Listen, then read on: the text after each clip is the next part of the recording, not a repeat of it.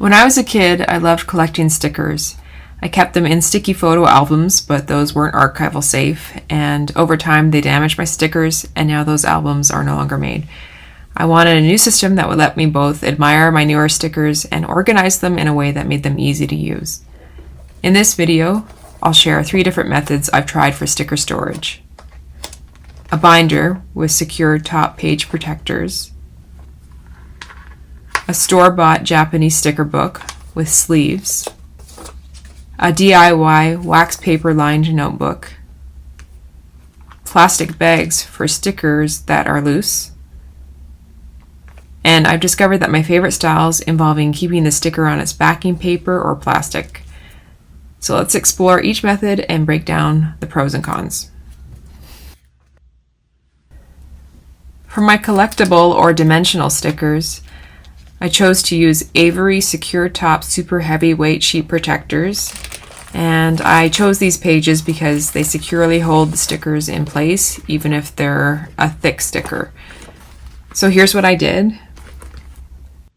I mounted the stickers with their backing still attached onto pieces of paper, and I used some glue dots.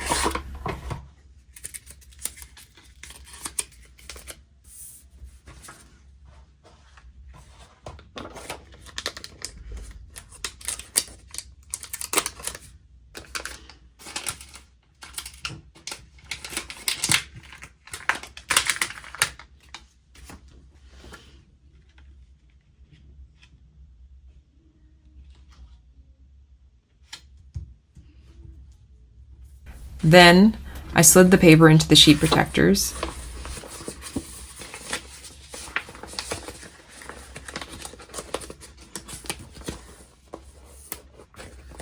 And placed those pages into a binder.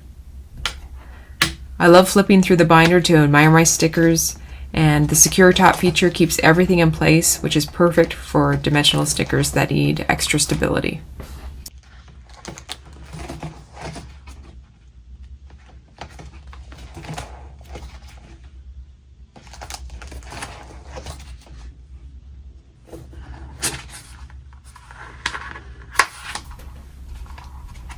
I also found a Japanese-made sticker book at my local paper store, and this book has sleeves where you can slide in your sticker sheets. And the pros of this type of book are that the sleeves make organizing and flipping through your stickers really simple, but the cons are that many sticker sheets from craft stores are actually larger than the pages in this book.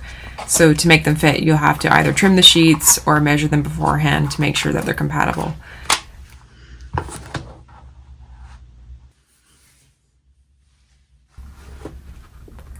I came across a technique online for making a DIY sticker book using double-sided tape and wax paper, and here's how I made mine.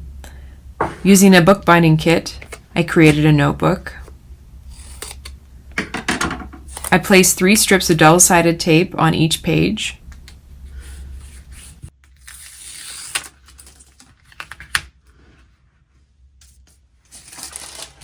Then I cut wax paper the same size as the page,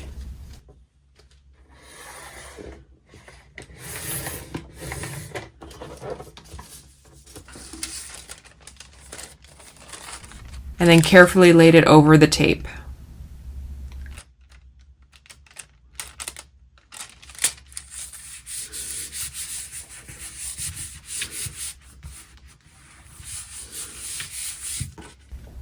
Finally, I peeled the stickers off their backing and stuck them onto the wax paper pages. So this DIY book is handy because most of the supplies are pretty easy to find and it works well for storing planner stickers. But I've also found that it can be tricky to remove some stickers without damaging them, and it uses a lot of tape, which can get expensive as well. So if I were to do this again, I consider using sticker release paper placed in the page protectors that I used beforehand for the dimensional stickers. And I think this would make removing the stickers quite a bit easier, but I do think that it works for most stickers.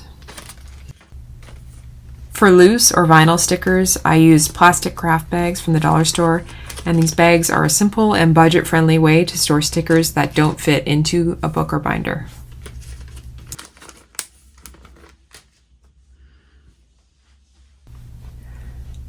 Each of these methods has its own advantages depending on the types of stickers that you want to organize. And the wax paper lined book is great for planner stickers. The Japanese sticker book works well for flat sticker sheets. And the binder is perfect for dimensional or collectible stickers that you want to flip through. Plastic bags are also a handy option for those loose or vinyl stickers. So let me know in the comments how you store your stickers or if you've tried any of these methods. And don't forget to like and subscribe for more DIY and craft ideas. Thanks so much for watching.